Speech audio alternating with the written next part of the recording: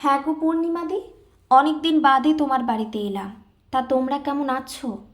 বেলা প্রায় 12টা হবে। পূর্ণিমা দেবী তখন রান্না করছিলেন।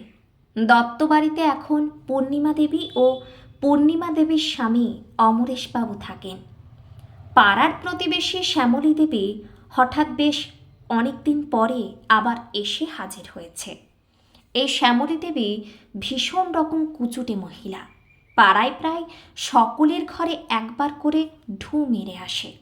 আসলে কি জানেন তো, সকলের ঘরের হাঁড়ির খবর না পেলে এনার ঠিক ভাত হজম হয় না। এমন আমাদের সমাজে বেশ অনেক মানুষই থাকে, আমরা প্রায়ই দেখে থাকি। এবার পূর্ণিমা দেবী শ্যামলী দেবীকে মৃদু হেসে উত্তর দিলেন, হ্যাঁ গো দিদি, ভালো আছি। তোমরা ভালো আছো তো? শ্যামলী দেবী বলছেন, হ্যাঁ হ্যাঁ ভালোই আছি। আসলে কয়েকদিন ধরেই ভাবছিলাম তোমার বাড়ি আসবো, ওই কাজে কাজে সময় হয়ে উঠছিল না। তা শুনছি অনেকের কাছেই তোমার ছেলে নাকি অত দূর পড়াশোনা করার পর এখন কি সব রান্না বান্নার চাকরি করে। তা হ্যাঁ গো, বলছি রান্না বান্না তো মেয়ে মানুষের কাজ। একটা ছেলে হয়ে অমন রান্না বান্নার কি চাকরি করে গো? মাইনেপত্তর কিছু পাঠায় নিশ্চয়। তুমি শুনেছ তো, অমুক বাড়ির ছেলে রণজয় এই বছরই তো ডাক্তারি চাকরি পেল। শুনছি নাকি আবার চাকরিটা বিদেশে। তা তোমার ছেলে পীযূষ কত মাইনে পায় গো? না বলছিলাম আর কি, রান্না বান্না করে বাইরে থেকে তোমাদের নিশ্চয় কিছুই পাঠাতে পারে না। এবার পূর্ণিমা দেবী মৃদু হেসে উত্তর দিলেন, আচ্ছা শ্যামলীদি, আমরা ছেলেকে এই যে শিক্ষা জগতে মিশতে শেখায়, সেটা কি টাকা বানানোর কল করার জন্য, নাকি ভালো মানুষ হওয়ার জন্য?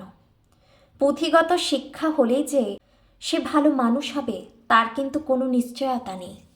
দেখো শ্যামলীদি, পীযূষ কিন্তু হোটেল ম্যানেজমেন্ট নিয়েই পড়াশোনা করেছে, আর এখনও নেভিতে শেফের চাকরি করে। ঈশ্বরের কৃপায় ওর স্বপ্ন আজ পূরণ হয়েছে। পীযূষের ছোট থেকে এই ইচ্ছেটাই ছিল। আর তুমি কি যেন বললে না, মেয়ে মানুষই শুধুমাত্র রান্না বান্না করে? আচ্ছা বলতে পারবে কোথায় লেখা আছে যে মেয়েরাই শুধুমাত্র রান্না বান্না করবে, ছেলেরা করতে পারবে না? কি বলতো, সমাজে কিছু মানুষই কিন্তু ছেলে ও মেয়ের মধ্যে এই ভেদাভেদটা সৃষ্টি করেছে। নেভিতে চাকরি করা মানে তো তুমি আবার বুঝবে না। একটু বলি তাহলে শোনো। এক দেশ থেকে আরেক দেশে বড় বড় বিলাসবহুল জাহাজ পাড়ি দেয়। কত বিদেশি দেশি মানুষের সমাগম হয় সেখানে। জাহাজের ভেতরটা একেবারে পুরো একটা স্বপ্নের শহরের মতো। তুমি বুঝতেও পারবে না যে সেটা জলে ভেসে যাচ্ছে।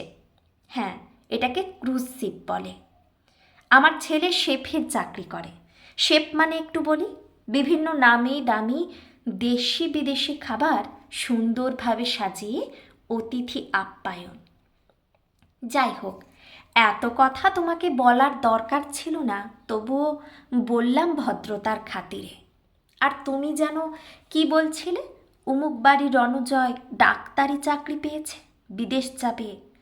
বিদেশ তো যাবে সে তো জানি, শুনি হচ্ছি। আচ্ছা, ঘরে যে বয়স্ক মা বাবা আছে তাদের কি হবে?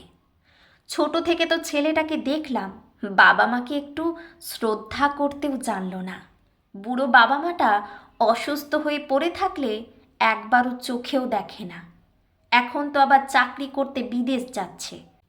বাবা মায়ের খোঁজ খবর কখনো নিবে, এটাও আমার মনে হয় না। দেখো, পীযূষ মানুষ হয়েছে, এটা ভেবেই আমার শান্তি। দিনে দুবার অন্তত ফোন করে আমাদের সমস্ত খবরাখবর নেয়, সব দিকে খেয়াল রাখে, আমাদের কোনো অত্রুটি হতে দেয় না। আর তুমি যে আমাকে এত কথা বললে শ্যামলীদি, তোমার ছেলে বউ তো শুনেছি তোমাকে তেমন একটা পাত্তাও দেয় না। তুমি তো ভালোভাবে তাদের সাথে মেশার চেষ্টাও কখনো করনি। এবার একটু কুচুটেপনাটা ছাড়ো। দেখো, বয়স হয়েছে, বৌমাকে গিয়ে ভালোবাসো, না হলে অসুস্থ হয়ে পড়ে থাকলে কেউ তোমাকে দেখবে না। তোমার ভালোর জন্যই বললাম, কথাগুলো ভেবে দেখো একবার। পূর্ণিমা দেবীর মিষ্টি মিষ্টি কথাগুলো শুনে শ্যামলী দেবীর যে খুব একটা পছন্দ হলো তা নয়। মুখটা বাঁকিয়ে শ্যামলী দেবী গট গট করে চলে গেলেন। আসলে কথায় আছে না, স্বভাব যায় না মোলে, শ্যামলী দেবীও তেমনি।